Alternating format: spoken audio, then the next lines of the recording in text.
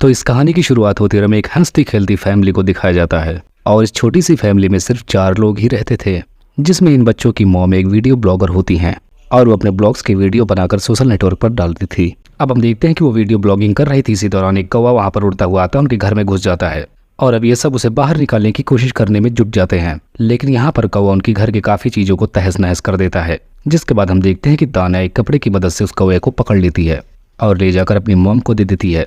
लेकिन इस दौरान हम देखते हैं कि तान्या की मॉम उस कौवे को कंबल में लपेटकर उसका गला दबाकर उसे मार डालती है और तान्या को ये देखकर बहुत अजीब और बुरा लगता है। जिसके बाद हम देखते हैं कि तान्या उस कौवे की डेड बॉडी को ले जाकर डस्टबिन में फेंक देती है। हम जान पाते हैं कि तान्या एक जिम्नास्ट होती है और उसकी मॉम इस काम में उसकी बहुत हेल्प करती हैं और जल्द ही तान्या का एक कंपटीशन आने वाला था और उसकी मॉम उसे कंपटीशन के लिए बिल्कुल तैयार कर रही होती हैं। अब उसी रात हम देखते हैं कि सोते वक्त तान्या को उसी कौवे की चिल्लाने की आवाज़ आती है जिसको उसकी मॉम ने मार डाला था। अब हम देखते हैं कि जब उसकी आंख खुल जाती है तब उस कौवे को ढूंढने के लिए बाहर जाती है और डस्टबिन में देखती है, लेकिन वहां पर कौवे की डेड बॉडी नहीं होती। लेकिन इसके बावजूद भी उस कौवे के चिल्लाने की आवाज़ बंद नहीं होती, जिसके बाद तान्या उस कौवे को ढूंढने के लिए जंगल की तरफ जाने लगती है। अब जब तान्या उसे ढूंढते हुए जंगल में थोड़ा आगे निकल जाती है तभी उसे रास्ते में वो कौवा अधमरी हालत में मिलता है।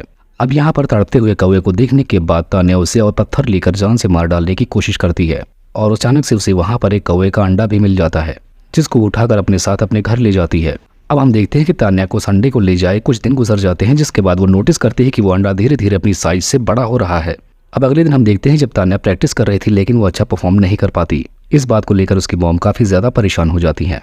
अब उसी रात हम देखते हैं कि तान्या बेड पर जाकर अपने अंडे को एक्सप्लोर कर ही रही होती है। तब वो अंडे के लिविंग बीम को अच्छे से महसूस भी कर पा रही थी। तभी वहां पर तान्या की मदर आती है, जहां पर वो उसे एक सीक्रेट शेयर करती हैं। यहाँ पर वो बताती है कि मैं अब तुम्हारे डैड के साथ ज्यादा नहीं रहने वाली, उन्हें जल्द ही छोड़ने वाली हूँ, जिसके बाद अब हम दोनों अपने नए लवर के साथ रहेंगे। अब अपनी मॉम के मुंह से ऐसी बात सुनने के बाद तान्या काफी ज्यादा परेशान हो जाती है, जिसके बाद वो उसे अंडे को पकड़कर रोने लगती है। हम देखते हैं कि जब तान्या की आंखों से आंसू गिरकर उस अंडे तक पहुंचते हैं तब वो अंडा उन आंसुओं को एब्जॉर्ब कर लेता है, जिसके बाद हम देखते हैं कि वो अंडा धीरे धीरे टूटने लगता है। अब ऐसा देखने के बाद तान्या काफी डर जाती है, जिसके बाद वो अपने रूम के अलमारी में जाकर छिप जाती है और इसी दौरान हम देखते हैं कि उस अंडे से तोड़कर एक अजीब सा क्रिएचर बाहर निकलता है। अब इसे देखने के बाद तान्या चिल्लाती है, जिसकी आवाज सुनने के बाद उसके फादर उसके रूम तक आ जाते हैं। अब ऐसा देखने के बाद वो क्रिएचर फौरन खिड़की से बाहर भाग जाता है और फिर जब अगली रात तान्या सो रही होती है तभी वो क्रिएचर खिड़की से वापस आ जाता है। जब तान्या उस क्रिएचर को देखती है तब उसे पता चलता है कि उस क्रिएचर के हाथों में एक जख्म हुआ है, क्योंकि कल रात वो जब खिड़की तोड़कर भगा था तो उसमें से कांच का टुकड़ा उसके हाथ में घिस गया था। जिसके बाद तान्या उस कांच के टुकड़े को उसके हाथ से निकालती है और इस तरह से इन दोनों के बीच थोड़ी मोड़ी दोस्ती भी हो जाती है। अब इसके बाद हम देखते हैं कि तान्या उसे बाथरूम में ले जाकर नहलाने लगती है और फिर रात को अपने बेड के नीचे ले जाकर सुला देती है। अब अगले दिन हम देखते हैं तान्या का भाई उसे वहां से धक्का देकर चला जाता है, जिसकी वजह से तान्या के सर पर चोट भी लग जाती है। अब ये बात उस क्रिएचर को भी पता चल जाती है। यहाँ पर हमें ऐसा लगता है कि जैसे तान्या और वो क्रिएचर दोनों एक दूसरे से कनेक्टेड हों।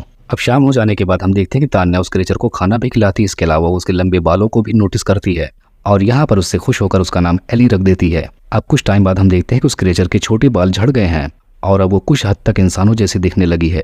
अब अगले दिन हम देखते हैं तान्या एली का मेकअप भी करती है। यहाँ पर हम नोटिस करते हैं कि उसकी शक्ल छोड़ के बाकी पूरी बॉडी उसकी इंसानों जैसी लगने लगी थी। अब उसी दिन हम देखते हैं तान्या अपनी फ्रेंड के साथ प्रैक्टिस करती है, तब उसकी फ्रेंड उससे कहीं ज्यादा अच्छा परफॉर्म करती है। तब तान्या की मदर तान्या के सामने उसकी फ्रेंड की बहुत तारीफ करती है, जिसकी वजह से तान्या को काफी ज्यादा बुरा लगता है। अब जब तान्या वहां से परेशान होकर घर जाने लगती है तब वो पूरे रास्ते अपनी फ्रेंड को नुकसान पहुंचाने के बारे में सोच रही होती है। अब हम देखते हैं दूसरी तरफ उसकी फ्रेंड भी अकेले पैदल घर की तरफ जा रही होती है, लेकिन तभी अचानक से तान्या को समझ में आ जाता है कि उसकी फ्रेंड के साथ जरूर कुछ गलत होने वाला है। जिसके बाद हम देखते हैं कि एली उसकी फ्रेंड पर हमला कर चुकी थी।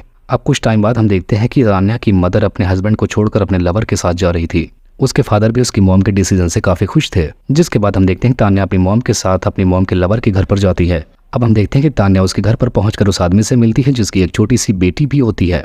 अब जब तान्या सोने के लिए रात को अपने रूम में जाती है तभी उसका क्रिएचर भी उसके पास आ जाती है, जिसके बाद तान्या उसे अपने पास बुलाकर अपने बेड के नीचे सुला लेती है। अब अगले दिन हम देखते हैं कि ये तान्या की मदर अपने हस्बैंड की बेटी को काफी ज्यादा टेंशन दे रही थी। अब इस चीज को देखने के बाद तान्या को काफी ज्यादा बुरा लगता है। उसी दिन तान्या अपनी फ्रेंड से हॉस्पिटल में मिलने के लिए जाती है, लेकिन उसकी इतनी बुरी हालत देखने के बाद वो वहां टिक नहीं पाती, वो वहां से भाग जाती है। अब कार में बैठने के बाद वो इमेजिन करते हैं कि उसने ही इतना गलत अपनी फ्रेंड के बारे में सोचा था, जिसकी वजह से एली ने उसके साथ ऐसा किया। जिसके बाद अब वो घर पहुंचकर एली को बहुत डांटती है और अपने आप को थप्पड़ भी मारती है ताकि वो दर्द एली को भी हो। तब यहाँ पर एली तान्या को खुद को नुकसान पहुंचाने से रोकती है, लेकिन यहाँ पर हम एक बात और नोटिस करते हैं कि एली की शक्ल भी तान्या की तरह ट्रांसफॉर्म हो रही थी। अब अगले दिन हम देखते हैं कि तान्या जब एली को खाना खिला रही थी तभी वहां पर उसका डुप्लीकेट फादर आ जाता है। यहाँ पर वो एली को जानवरों की तरह खाता हुआ देखकर काफी हैरान रह जाता है। तभी अचानक से एली उस पर अटैक कर देती है और तभी ऐसा देखने के बाद तान्या तुरंत दरवाजा बंद कर देती है ताकि एली उसके फादर को नुकसान न पहुंचाने पाए। यहाँ पर उसके फादर को लगता है कि उस पर हाथ उसकी तान्या ने उठाया है, जिसके बाद तान्या जाकर उससे माफी भी मांगती है और अपने फादर से रिक्वेस्ट भी करती है कि इस हादसे के बारे में मेरी मॉम को कुछ मत बताना। अब हम देखते हैं कि आज के दिन तान्या का कॉम्पिटिशन फाइनल था। यहाँ पर तान्या घर के पार्क में प्रैक्टिस कर रही होती है, लेकिन यहाँ पर उसकी मदर को उसकी प्रैक्टिस बिल्कुल भी पसंद नहीं आती और इस तरह से उसे डांटने लगती है। तभी अचानक से उसकी बेबी रोने लगती है, जिसकी वजह से उसकी मदर वहां से चली जाती है। ये देखने के बाद तान्या समझ जाती है कि उस बेबी को अब एली से खतरा है। अब हम देखते हैं कि जब तान्या अपने कॉम्पिटिशन में होती है तब उस वक्त उसे एली के विजन्स आ रहे थे। अब यहाँ पर तान्या अपने परफॉर्मेंस दे रही होती है, लेकिन दूसरी तरफ एली उस बेबी को मारने वाली थी। अब इस दौरान तान्या के पास उसे रोकने का कोई भी रास्ता नहीं था, जिसकी वजह से वो अपने आप को जख्मी कर लेती है, जिसकी वजह से उधर भी एली का हाथ टूट जाता है और अचानक से उस रूम में उस बेबी का फादर आ जाता है और वो आकर अपने बच्चे को बचा लेता है। अब इसके बाद जब तान्या और उसकी मदर घर पहुंचते हैं तब उसका फादर तान्या को बहुत डांटता है और यहाँ पर वो उसकी मॉम से कहता है कि उसने बेबी को मारने की बहुत कोशिश की, लेकिन उसकी मॉम उसे बताती है कि वो तो कंपटीशन में थी और यहाँ तक कि हर टाइम में उसके साथ ही थी। ये सुनने के बाद उसका फादर और भी गुस्सा हो जाता है और कहता है कि तुम दोनों यहाँ से दफा हो जाओ। असल में यहाँ पर हम जान पाते हैं कि इस आदमी ने एली को तान्या समझ लिया था, जिसके बाद अब वो दोनों वापस अपने घर के लिए निकल पड़ते हैं। अब तान्या का पीछा करते करते एली भी वहां तक पहुंच जाती है। यहाँ पर तान्या एली से बहुत ज्यादा गुस्सा थी, जिसकी वजह से वो उसे खिड़की से नीचे गिरा देती है। अब अगली सुबह हम देखते हैं तान्या की मदर तान्या को ढूंढने के लिए उसके रूम तक आती है। तभी उसे अलमारी में एली मिलती है। तभी उसे तान्या समझकर वो उसके बालों में कंघी करने लगती है, लेकिन उसी दौरान कंघा उसके बालों में फंस जाता है, जिसकी वजह से उसके सर की स्किन उखड़ जाती है, जिसकी वजह से एली उसकी मॉम के ऊपर अटैक कर देती है। लेकिन तभी वहां पर मौके पर तान्या पहुंच जाती है, जिसके बाद वो एली को उसे मारने से मना करती है।